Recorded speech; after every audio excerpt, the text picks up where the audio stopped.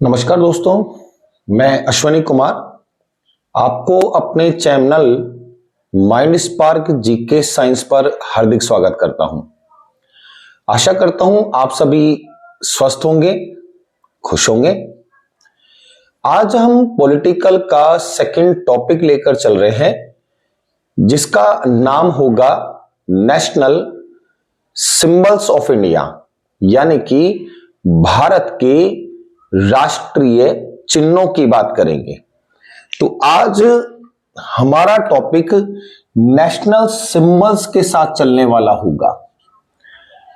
अपन इसमें देखेंगे कि आखिर में इंडियन कॉन्स्टिट्यूशन में कौन कौन से पार्ट को नेशनल सिंबल्स में लिया गया है, जो हाल ही कई एग्जाम में पूछे गए हुआ रहेगा। इन टॉपिक्स को हम विस्तार से पढ़ेंगे। सबसे पहले सिंबल्स में एक आपके पास नाम आएगा फ्लावर का, जिसको अपन नेलेम्बो न्यूसीफेरा कहकर चले। हिंदी में अगर हम इसकी बात करें तो बेटा फ्लावर सबको पता है, वो हमारा कमल होगा। यहां जो हमने फ्लावर का नेम लिखा हुआ है, ये साइंटिफिक नेम है और हमारे पास इसके कई सवाल आ रहे हैं। अब बेटा सबसे खास बात यह है कि आखिर में फ्लावर जो हमारा इंडिया का नेशनल फ्लावर के रूप में है, तो इसको आखिर में और कौन से देश ने भी अपना रखा है। इंडिया का तो ये नेशनल फ्लावर है ही बेटा। कब इसको एक्सेप्ट किया गया, यानी कि कब अपनाया गया, तो इसकी तारीख रहेगी 26 जनवरी 1950। इस दिन ये अपनाया गया। साथ में बच्चों वियतनाम एक देश है। वियतनाम का भी नेशनल फ्लावर कमल ही है। तो थोड़ा सा ध्यान देने के लिए हम समझ लेते हैं कि वियतनाम का भी नेशनल फ्लावर कमल रहेगा।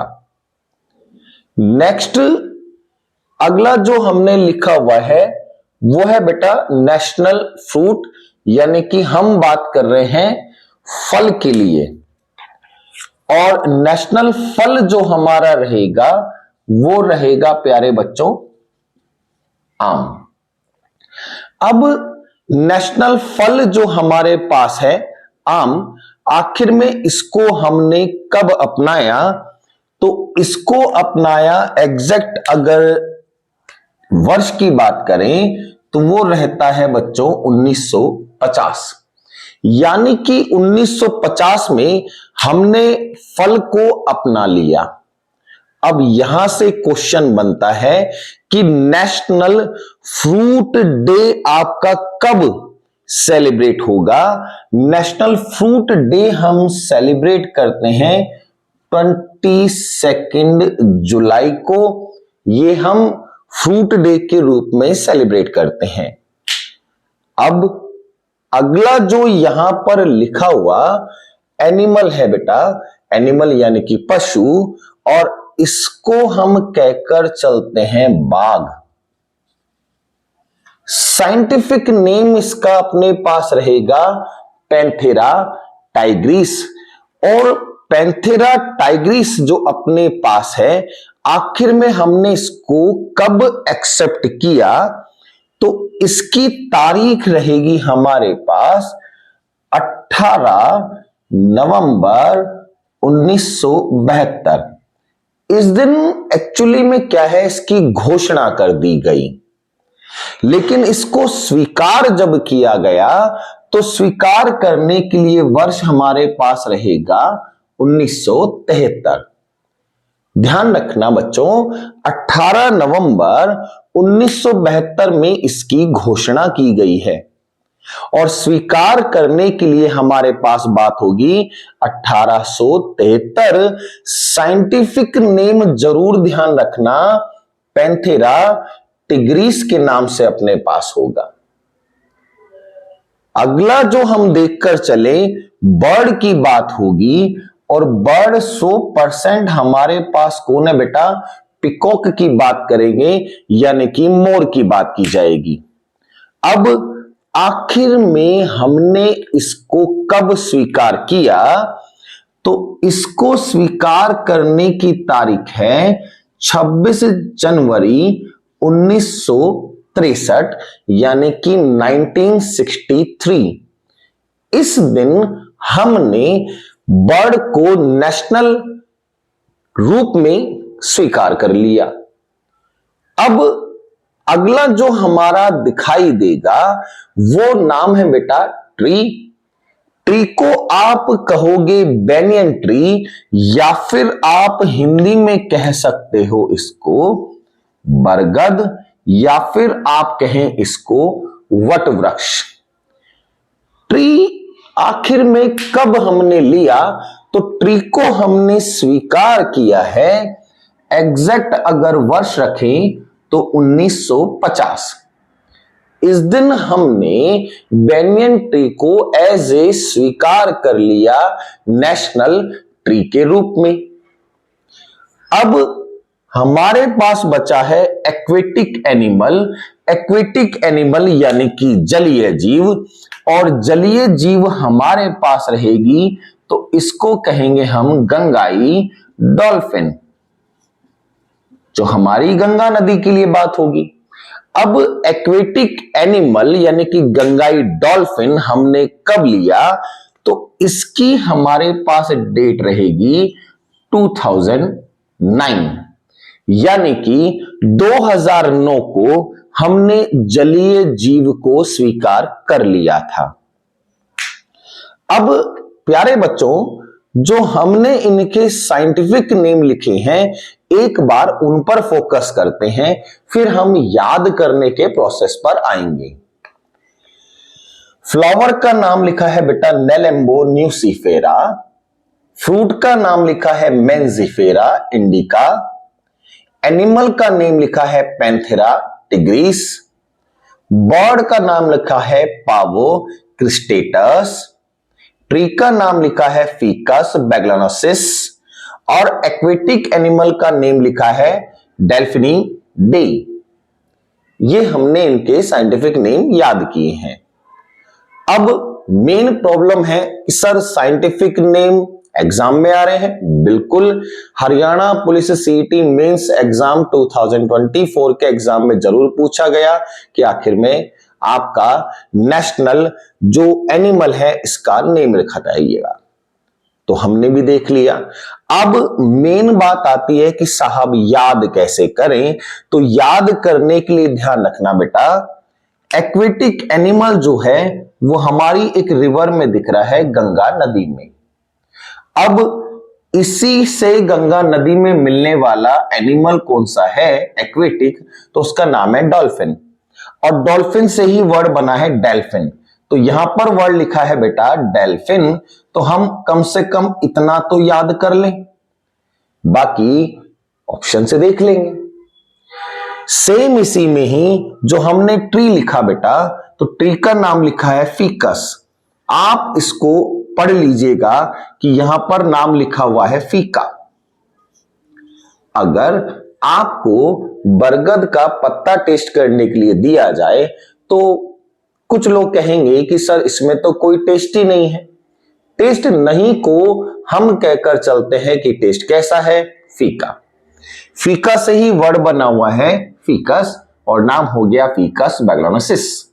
तो यहां पर नेशनल ट्री कन्वर्ट हो जाएगा। अगला जो आप देख रहे हो बर्ड दिखाई दे रहा है बच्चों। बर्ड सारा सुंदर होता है, मोर, लेकिन इसके सबसे बेकार होते हैं बेटा पैर, और पैर को ही हम बोलते हैं पांव। पांव से वर्ड बना हुआ है पावो, आगे क्रिस्टेटस लिखा हुआ है, या पिकॉक की आवाज भी प्यों के साथ होती है, तो वहां पर वर्ड पावो दिखाई देगा। नेशनल एनिमल जो हमारे पास है वो टाइगर जरूर है।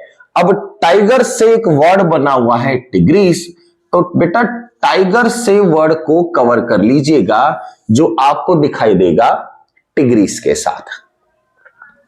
सेम इसी दरमियान मेंजीफेरा इंडिका लिखा हुआ है बच्चों फ्रूट का, तो आप ध्यान करना एक टाटा की बहुत फेमस कार हुआ करती थी इंडिका, तो ये अपने पास कार हुआ करती थी बेटा टाटा की, तो हम इंडिका देख ले तो कम से कम ऑप्शन में थोड़ा तो याद आ जाएगा कि लास्ट में इंडिका होना चाहिए।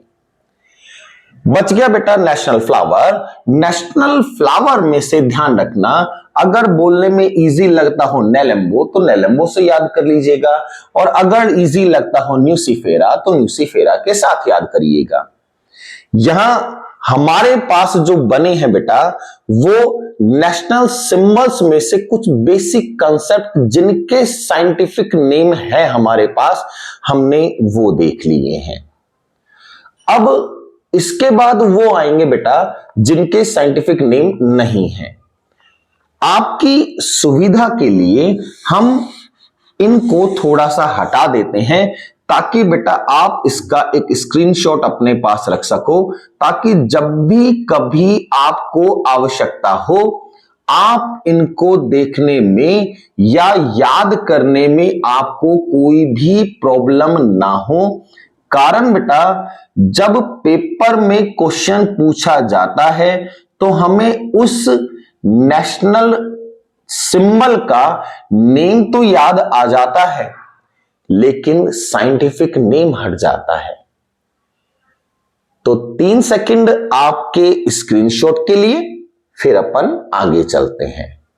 देख लीजिए एक बार, ठीक है। अब इसके बाद नेशनल सिंबल्स में और क्या क्या है उस पर जरा हम फोकस कर लेते हैं। नेशनल सिंबल्स में प्यारे बच्चों सबसे पहले हम लेकर चलेंगे एम्बलम की बात होगी। अब नेशनल एम्बलम देखें एक बार, यानी कि भारत का राष्ट्रीय प्रतीक। सबसे पहली चीज आएगी कि आखिर में जो ये राष्ट्रीय प्रतीक है ये कहां से लिया गया, तो राष्ट्रीय प्रतीक हमने लिया सारनाथ से। सारनाथ का भी एक स्तंभ है बेटा जिसको अपन कहते हैं अशोक स्तंभ, यहां से हमने हमारा नेशनल एम्बलम लिया है। अब आखिर में इस नेशनल एम्बलम को कब हमने स्वीकार किया कि ये हमारा नेशनल एम्बलम होगा, तो एक पर्सन है बेटा जिनका नाम होगा माधवराज साहनी। इन्हीं के प्रयासों से 26 जनवरी 1950 को हमने भारत का राष्ट्रीय प्रतीक को स्वीकार कर लिया जो नेशनल एम्बलम के साथ। अब नेशनल एम्बलम में सबसे नीचे नीचे एक लाइन लिखी है जिसको हम कहते हैं सत्यमेव जयते, और सत्यमेव जयते बेटा ये लिखा किस में है, तो इसके लिए एक वर्ड बहुत पूछा जाने वाला है, वो है मुंडकोपनिषद। लेकिन अगर पूछे किस लिपि में लिखा है, तो बेटा लिपि की अगर अपन बात करें तो ये लिखा गया है किसमें, देवनागरी में। एक बार दोबारा देख लेते हैं। भारत का राष्ट्रीय प्रतीक हमने कहां से लिया, सारनाथ से, अशोक स्तंभ से। प्रतीक को स्वीकार कराने के लिए महत्वपूर्ण योगदान देने वाले कौन, माधवराज साहनी हैं, और इन्हीं के प्रयासों से 26 जनवरी 1950 को राष्ट्रीय प्रतीक को स्वीकार कर लिया। प्रतीक के नीचे एक लाइन लिखी है सत्यमेव जयते, जो मुंडकोपनिषद से बोली जाती है। लिपि कौन सी है, तो लिपि है बेटा देवनागरी। प्रतीक में अगर हम इसको गौर से देखें तो आपको बेटा 3 शेर दिखाई देंगे, एक बिल्कुल सामने, एक इस साइड में और एक इस साइड में, तो 3 तो बेटा आपको दिखाई देंगे। तो यानी कि विजिबल कितने हैं, तो ये तो रहेंगे बेटा 3। लेकिन अगर अपन बात करें कि टोटल कितने हैं, तो टोटल रहेंगे वो 4, क्योंकि 3 आगे एक जस्ट पीछे दिखाई देगा। साथ में एनिमल कौन कौन से हैं, तो बेटा एक आपको दिखाई देगा बैल, एक होगा बेटा घोड़ा, और एक और एनिमल होगा जो होगा बेटा हाथी। बैल क्या दर्शाता है, तो बैल, भारत एक कृषि प्रधान देश है, तो बैल आपको दिखाई देगा कृषि के लिए। अब बात होगी कि साहब घोड़ा किसके लिए है, तो घोड़ा बताया जाता है औद्योगिक प्रभार के लिए, औद्योगिकरण के लिए बात हो जाती है। सेम हाथी, हाथी हमारा सेम बात करता है बल के लिए बताया जाता है, तो इनको हम साथ रखकर चलें। तो अब पेपर में पूछ ले कि नेशनल एम्बलम में कुल कितने एनिमल हैं, तो टोटल एनिमल होंगे 4, एक लायन, एक बैल, एक घोड़ा और एक हाथी। ये रहेगा हमारा नेशनल एम्बलम। ठीक है बच्चों, इसके बाद हमारे पास जो सेकंड मोस्ट इंपॉर्टेंट पॉइंट है बेटा, उसको हम कहकर चलते हैं। बात होगी राष्ट्रीय गान की। इंग्लिश में कहें तो नेशनल एंथम बोला जाए इसको। अब यहां सबसे पहली बात है कि राष्ट्रीय गान किसने बनाया, तो राष्ट्रीय गान बनाने वाले पर्सन का नाम है हमारे पास रविंद्रनाथ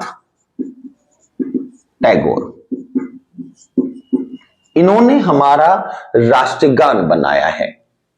ये वही पर्सन है जिनको 1913 में यानी कि 1930 में नोबेल पुरस्कार मिला है। अब नोबेल पुरस्कार मिला तो किसके लिए दिया गया बेटा, साहित्य के लिए दिया गया नोबेल पुरस्कार है, लिटरेचर के लिए।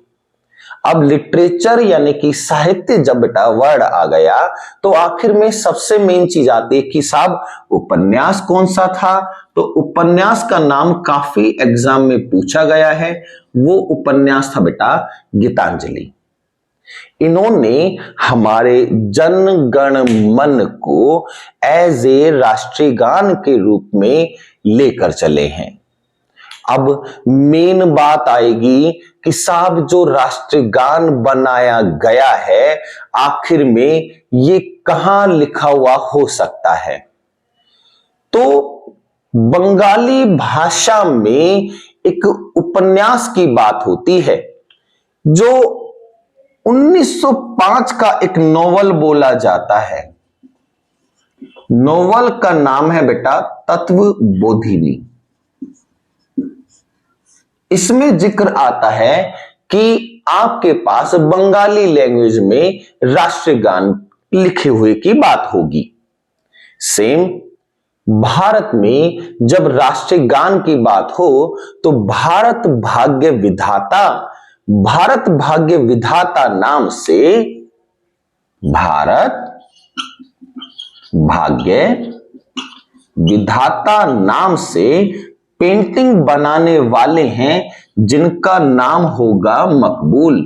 इनके द्वारा बनाई गई है पेंटिंग।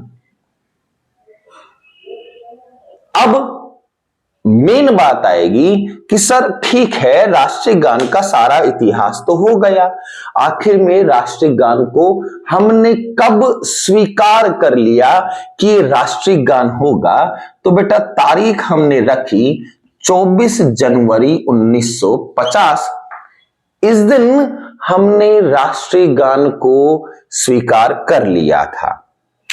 यहां राष्ट्रीय गान जब हमने स्वीकार किया तो उस वक्त में सबसे बड़ी बात बन जाती है कि सर क्या ये कभी पहली बार गाया गया होगा।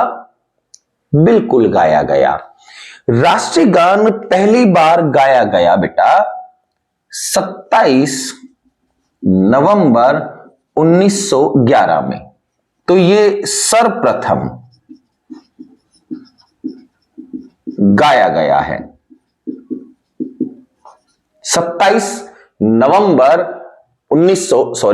27 दिसंबर 1911 की बात होगी। इस दिन हमने पहली बार राष्ट्रीय गान को गाया था। अब हमें चाहिए इसके लिए जगह। जगह रहेगी आपके लिए कलकत्ता। अब प्यारे बच्चों, मेन बात आ जाती है कि कलकत्ता में जब गाया गया तो साहब क्यों गाया गया? कलकत्ता में जब गाया गया बेटा, उस वक्त में हमारी भारतीय नेशनल कांग्रेस का सम्मेलन चल रहा है, यानी कि समिट चल रही है। जगह कहां हुई बेटा? कलकत्ता में हुई थी। अब सम्मेलन कौन से नंबर का है? तो सीरियल नंबर से सम्मेलन दिखाई देगा बेटा आपको 26वें नंबर का। और अब मेन बात आएगी कि साहब सम्मेलन अगर होगा तो उसका कोई ना कोई हेड भी होगा, यानी कि अध्यक्ष भी होगा। इसके जो अध्यक्ष थे उनका नाम था बिशन नारायण धर। ये आपके राष्ट्रीय गान के समय में उस वक्त आपके अध्यक्ष के रूप में रहे हैं। एक बार दोबारा देख लेते हैं। भारत का राष्ट्रीय गान रविन्द्रनाथ टैगोर साहब ने बनाया। ये वही व्यक्ति हैं जिनको साहित्य का नोबेल पुरस्कार मिला है 1913 में। नोबेल पुरस्कार साहित्य में मिला है तो नोबेल का नाम है गीतांजलि। इनका ही एक उपन्यास है 1905 का जिसका नाम है तत्वबोधिनी, जिसमें कुछ राष्ट्रीय गान की जरूर वर्णन या चर्चाएं हैं। सेम राष्ट्रीय गान के नाम से एक वर्ड बन जाता है बेटा, जो राष्ट्रीय गान में आ जाता है, भारत भाग्य विधाता, जिसके लिए पेंटिंग बनाने वाले का नाम है मकबूल। ये पेंटिंग बनाने वाले। राष्ट्रीय गान को हमने कब स्वीकार किया? 24 जनवरी 1950 में। और पहली बार कब गाया गया? तो ये गाया गया था बेटा 27 दिसंबर 1911 में। जगह कलकत्ता। कारण कांग्रेस का सम्मेलन जो है 26वें नंबर का, जिसके अध्यक्ष हैं बिशन नारायण। अब अगर राष्ट्रीय गान की बात करें तो इसके सिंगिंग टाइम कितना है? सिंगिंग टाइम अपन रखकर चले, मैक्सिमम बात करें तो वो 52 सेकंड का होता है। मिनिमम की बात करें तो वो मात्र और मात्र 20 सेकंड्स का राष्ट्रीय गान बताया जाता है। होप सो क्लियर हो गया होगा।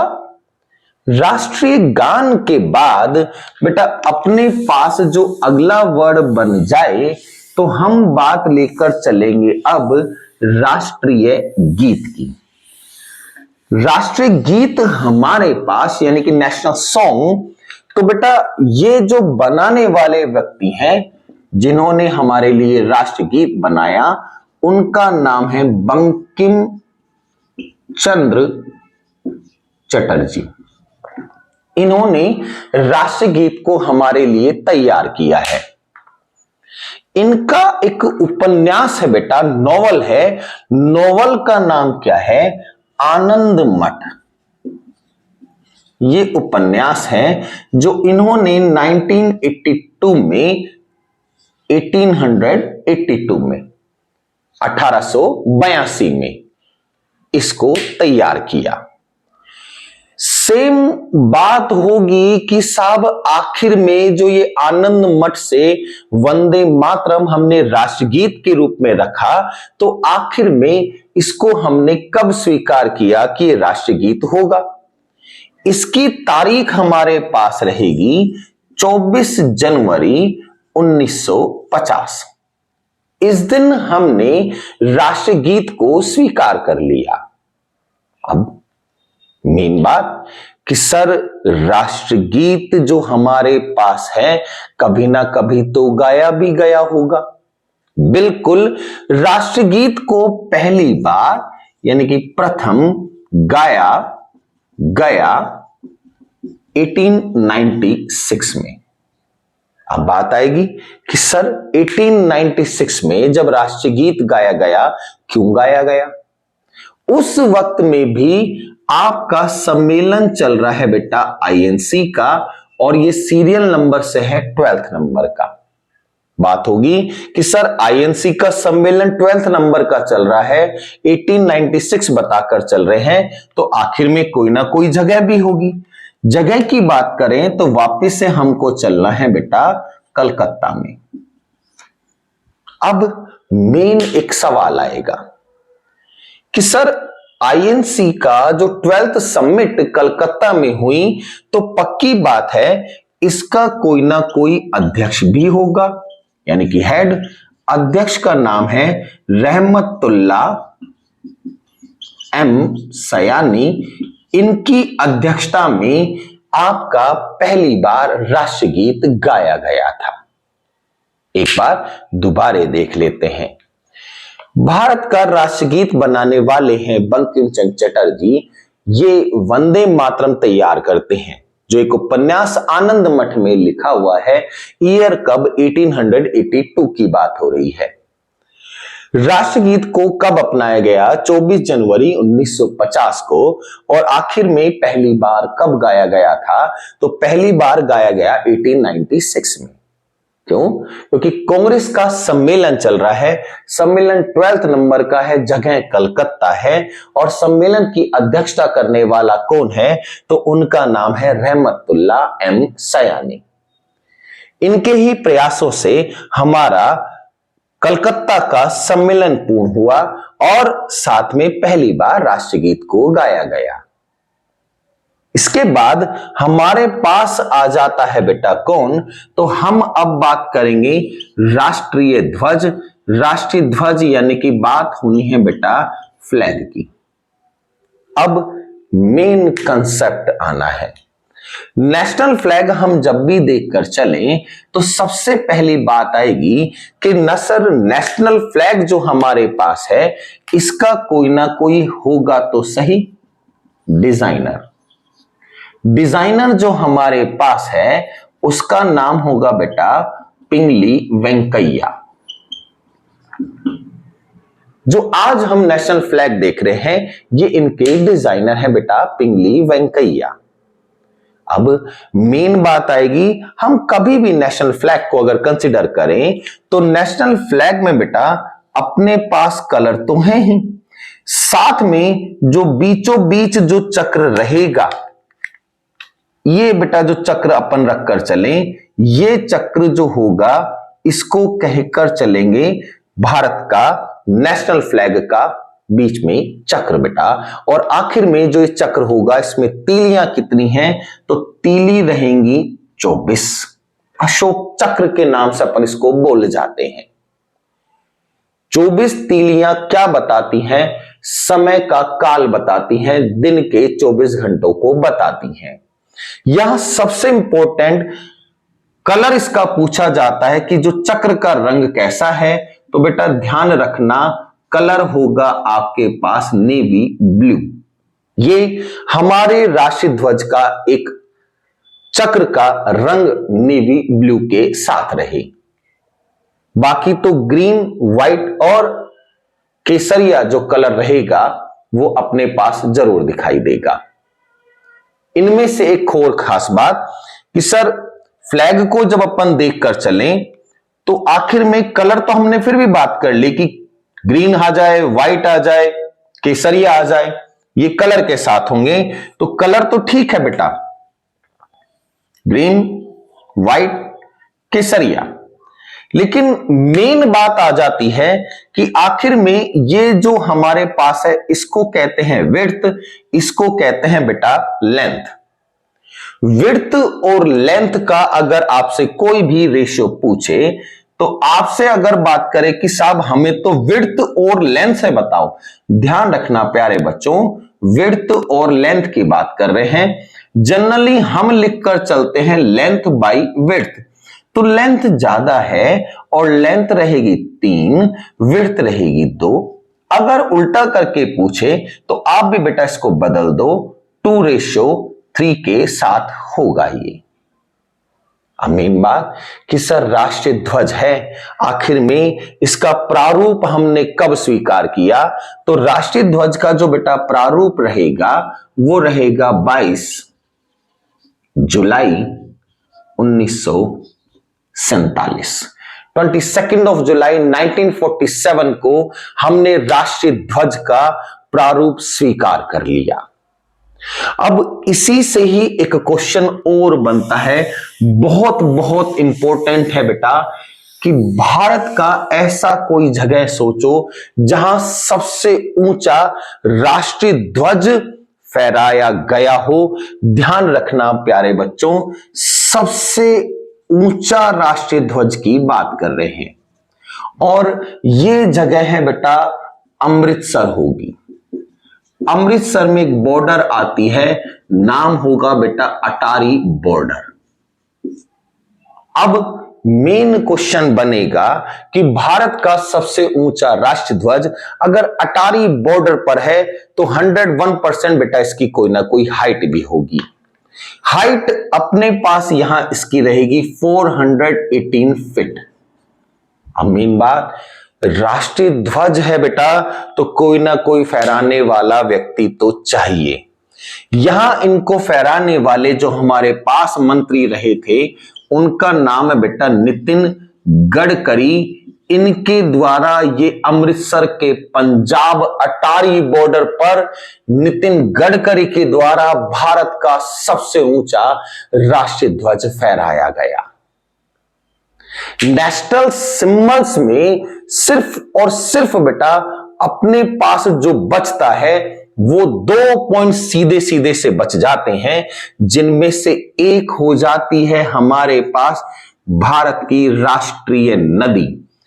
राष्ट्रीय नदी जब अपन देखकर चले तो केवल बात होती है गंगा की, जो भारत की सबसे लंबी नदी है। अब गंगा नदी को हमने राष्ट्रीय नदी स्वीकार कब किया, तो नदी तो बेटा गंगा हो गई।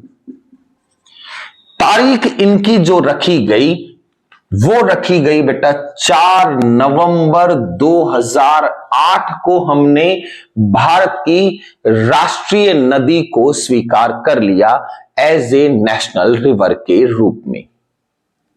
लास्ट हमारे पास बच जाता है भारत की राष्ट्रीय मुद्रा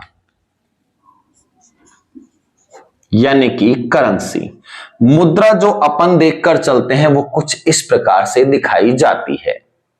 अब बात आएगी कि सर राष्ट्रीय मुद्रा तो ठीक है, ये तो आपने एक सिंबल सब बनाया है, तो पक्की बात है कोई ना कोई पर्सन तो होगा ना इसका डिजाइनर, और डिजाइनर जो हमारे पास होने वाला है उनका नाम होगा उदय कुमार।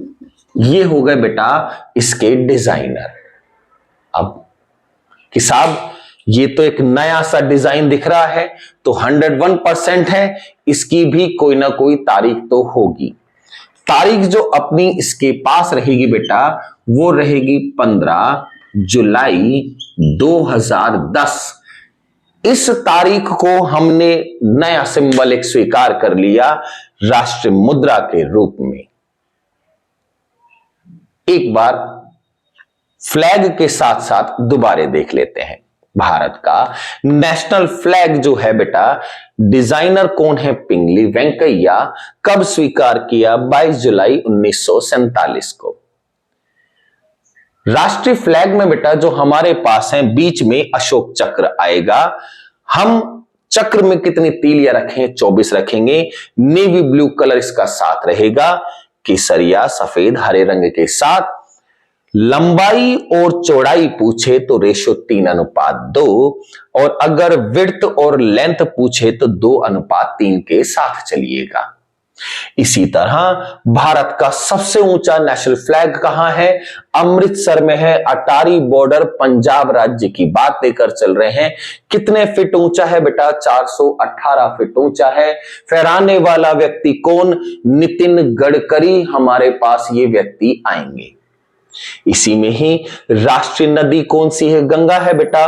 कब स्वीकार किया? 4 नवंबर 2008 को राष्ट्रीय नदी को हमने स्वीकार कर लिया।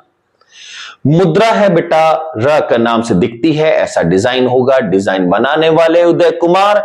15 जुलाई 2010 को हमने तैयार कर ली हमारी राष्ट्रीय मुद्रा। आशा करता हूं नेशनल सिंबल्स का जो टॉपिक है बेटा वो आपका क्लियर हो गया होगा, कोई डाउट नहीं होगा। इसी के साथ हम नेक्स्ट वीडियो में आगे जरूर मिलेंगे। धन्यवाद।